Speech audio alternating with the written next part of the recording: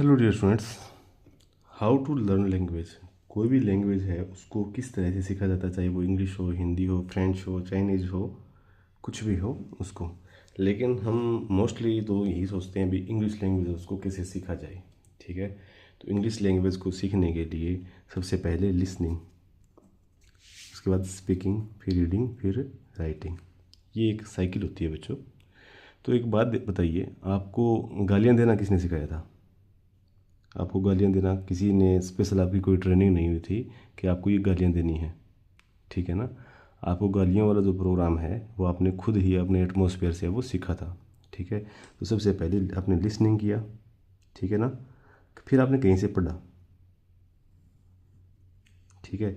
उसके बाद में आपने उसको बोलना शुरू किया, और फिर आप अगर आप में कुछ और चीज़ कोई टैलेंट है तो आपने उसको लिखा। तो लिसनिंग से, ठीक है, और रीडिंग से हम लोग चीज़ों को गेन करते हैं, अंदर अंदर लेके जाते हैं, चाहे सुनकर, देखकर, किसी भी तरह से। रीडिंग मतलब पढ़कर। और वहीं स्पीकिंग से और राइटिंग से हम उस चीज़ को आउट करते हैं, बाहर निकालते हैं। समझ गए ना। तो एक साइकिल होता है।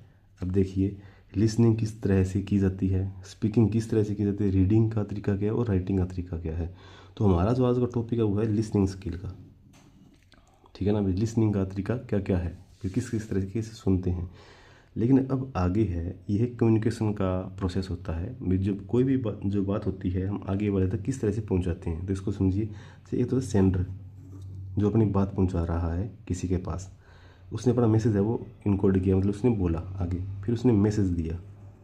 अपना मैसेज क्या है, अब ये जो मैसेज है ना, ये किसने किस चैनल से दिया, इसने ऑनलाइन दिया, ऑफलाइन दिया, किस तरह से दिया, फेस टू फेस है, किस तरह से दिया, लेटर के द्वारा दिया, क्या दिया है, ठीक है। फिर ये मैसेज डिकोड हुआ रिसीवर के पास। अब जो रिसीवर है उसको अपने सामने ही है, अगर आमने सामने है या दूर बैठा है, तो या तो उसको नॉइज़ के द्वारा, या अगर वो अच्छी तरह से नॉइज़ आ गई तो ये मैसेज है ये वो अंडरस्टैंड नहीं कर पाएगा।